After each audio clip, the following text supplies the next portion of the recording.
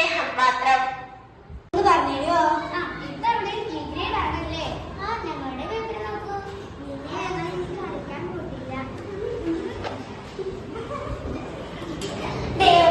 എനിക്ക് മാത്രമെന്താ ഇങ്ങനെ?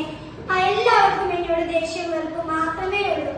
ആരും എന്റെ സങ്കടം കേൾക്കുന്നില്ല, കാണുന്നില്ല. ഞാൻ മാത്രം ഒറ്റയ്ക്കാം. എന്താ അമ്മേ? നിന്റെ ക്ലാസ് ടീച്ചർ എന്നെ ഒന്ന് വിളിച്ചിരുന്നു. നീ എന്തിനാണ് പഠിക്കാൻ പോകുന്നത്? ഒരു സബ്ജക്റ്റിലും മാർക്കില്ലല്ലോ. എന്റെ ഓഫീസിലെ എല്ലാവരുടെ മക്കൾക്കും നല്ല മാർക്കുണ്ട്. ഞാൻ ഇനി എങ്ങനെ അവരുടെ മുഖത്ത് നോക്കും? നിന്റെ അച്ഛന്റെ ഇത് വല്ലതും അറിയുന്നുണ്ടോ? അങ്ങേർക്ക് അങ്ങയുടെ കാര്യം മാത്രം. നിങ്ങളുടെ മക്കൾക്ക് ഒന്നിലും മാർക്കില്ല. പഠിക്കുന്ന കാര്യത്തിലൊക്കെ രണ്ടാളും കൂടി എന്നെ ദേഷ്യം പിടിപ്പിക്കല്ലേ. മാറ്റി എന്നെ കണ്ടുമുമ്പിൽ നിന്ന്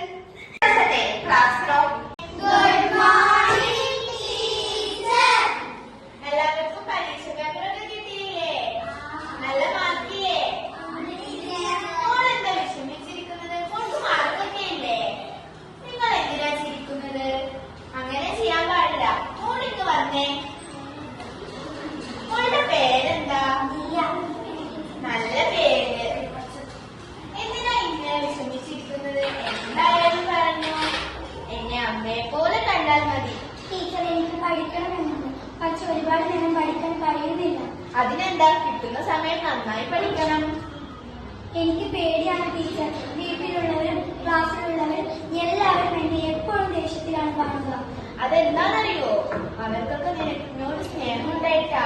നീ നല്ല കുട്ടിയാവാൻ വേണ്ടിയല്ലേ. എനിക്ക് പേടിയാ ടീച്ചർ. നീ വിഷമിക്കേണ്ട.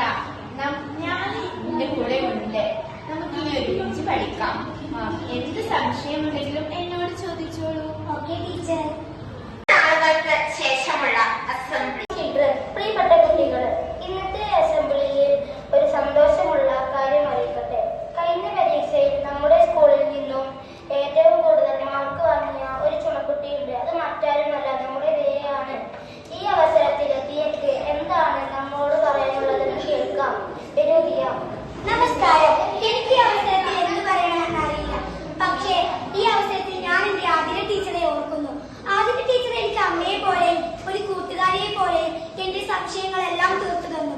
ആതിര ടീച്ചർ കാരണമാണ് ഞാൻ ഇന്ന് ഇത്രയും മുന്നിലെത്താൻ കാരണം. എല്ലാവരും എന്നെ സ്നേഹിച്ചിരുന്നു.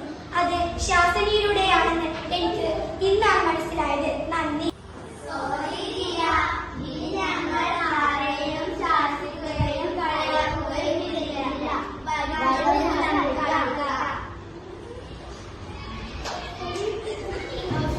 ഞാൻ മനസ്സിലാക്കിയ ചില കാര്യങ്ങൾ മാതാപിതാക്കളോട് പറയണം. നമ്മൾ നമ്മുടെ കുട്ടികളെ മറ്റൊരു കുട്ടികളുമായി കമ്പയർ ചെയ്യുകയോ അനാവശ്യമായി